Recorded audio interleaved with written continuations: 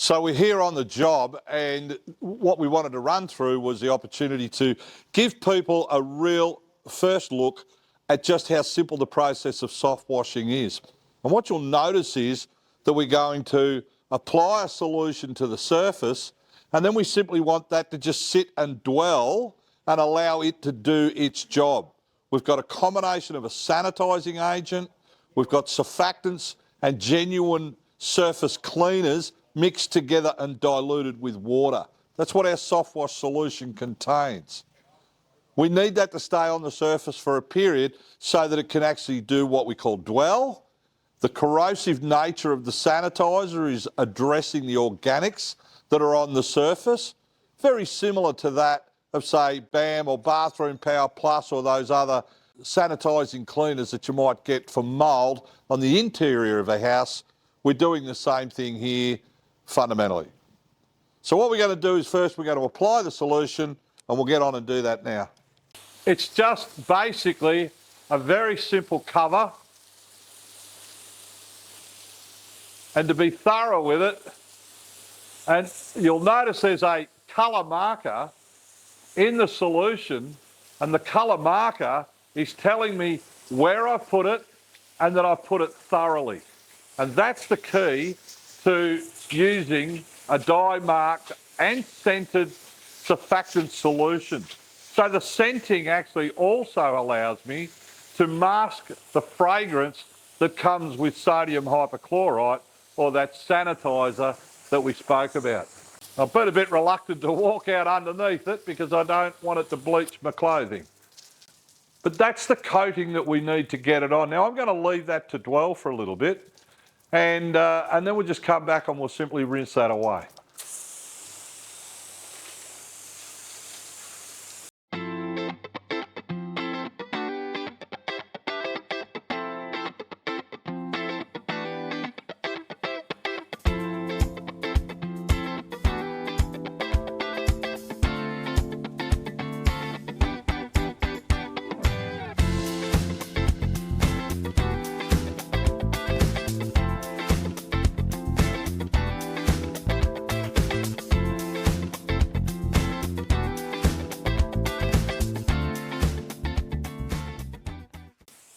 I'm still actually applying soap. I've switched the system over to the rinse phase, but I've got about a minute of soap left in my hose.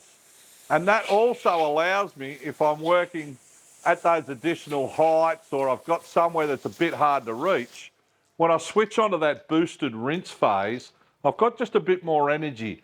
So I'm able to actually throw the soap just that little bit further. And if I know that there's a point that I've got to throw a bit further, makes it pretty easy. I just switch over, I get the extra boost, and bang, away I'm able to shoot a little bit further up into the air. We've got quite a bit of mould growth just on the end there, so I'll give that a little bit extra. And really what I'm looking to do is try and get all of that sodium hypochlorite and soap mixture out of the hose so that I can be really confidently on my rinse. And I'm pretty confident I'm now all water there now. So now it's a case of we'll just work the soap off, and that really is our whole soft wash process. One of the hardest things that I found when I initially started soft washing was having the patience to allow it to dwell, and if I did that properly, it actually sped the process up because I didn't have to go back and rework areas. I just had to have the patience to allow the solution to actually do the job that it was meant to do. And we'll see here pretty quickly exactly what I'm talking about. And here, as I'm laying that solution that was on there back against the house, I can actually see how I'm getting less and less soap involved.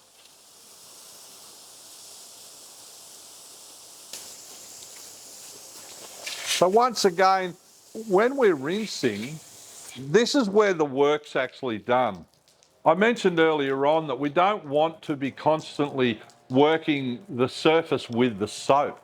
We actually want to broadcast the soap, and then the work is done thereafter when we bring the rinse into play. We certainly don't want to be broadcasting as much sanitizer about the place. And of course, water's a lot cheaper than a soap mix.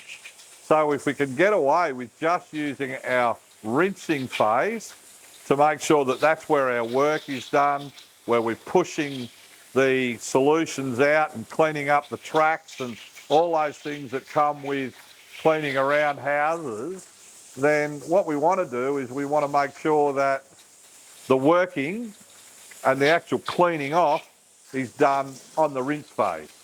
So the other thing about the systems is that we're throwing around about 20 litres a minute, and this unit's somewhere between 100 and 120 psi on the rinse phase, up to 150 depending on what water you're on. So the more town mains water you've got on the rinse phase, the more water and the more pressure we'll have coming through the pump under that boosted rinse and the way that it works. Just cleaning up around our own feet, we've actually got enough volume and force to really give our tiled areas a really nice detail and clean up without making all the fuss and the froth and throwing all the dirt everywhere that might happen with the pressure washer.